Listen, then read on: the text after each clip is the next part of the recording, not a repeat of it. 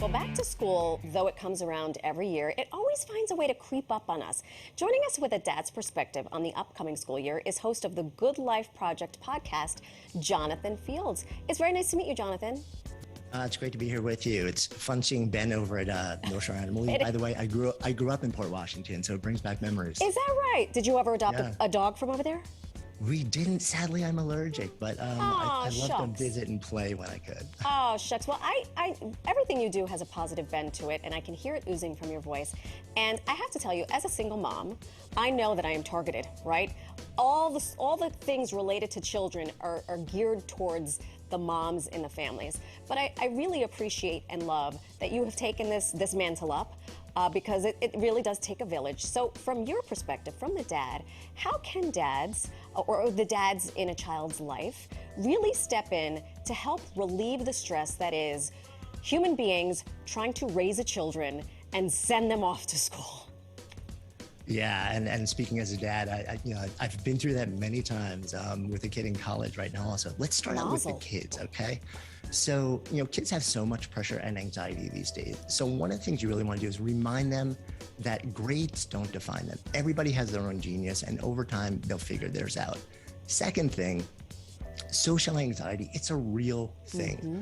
Let them know that they can talk to you about anything. Now, you may not be able to solve a problem, but knowing they have a safe place where you'll just listen to them, it means a lot. And third, teach them simple breath centering exercises to relax and refocus. So when they're needed, they can really just calm down. Now, the one that comes to mind immediately for me is simply doubling the length of your exhale. So inhale for 2, exhale for 4. And by the way, for parents, that's a pretty good thing too. Yeah. Now let's talk for a moment about the partners also. Hold 1 second, Jonathan, because I have a question.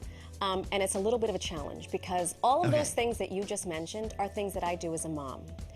Does it land differently when it comes from a dad? Because I've had to play the role of mom and dad in a lot of situations with my own children. But tell us how it's a message that is different coming from a man.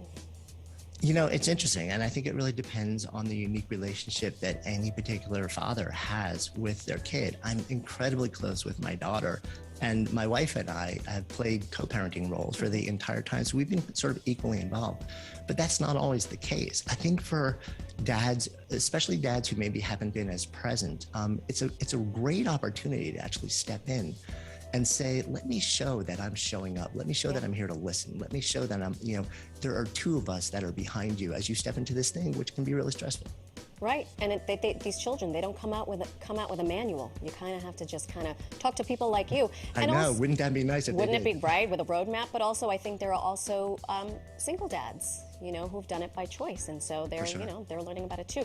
But to your point, it's far more easier, I think, when you do it with a co-parent. So how do we support each other as partners? How do dads support their partners?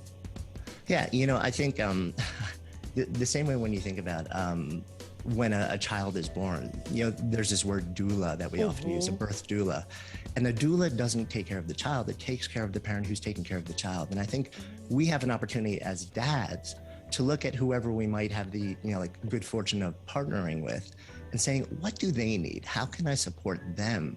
So rather than just assume, and I think this is the really big key, we sometimes assume we know what they need. Right. Don't ever assume. Just ask, what do you actually need? It may be something completely unrelated to taking care of the child and just to helping out with how your partner is feeling. Oh my gosh, I love that. Last but not least, how can dads deal with the stress of back to school?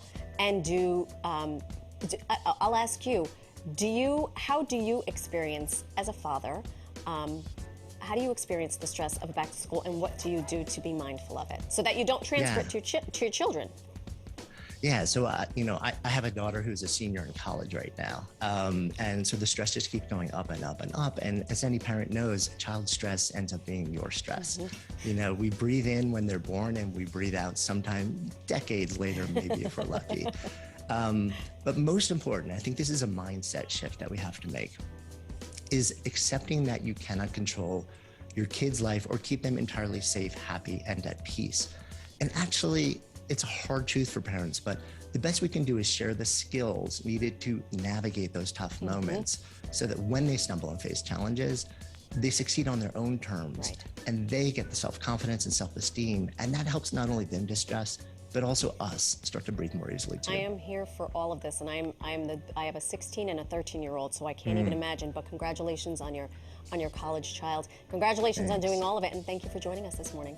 My pleasure. Thanks for having me. Of course, we're going to post all of Jonathan's tips on our website at pix11.com.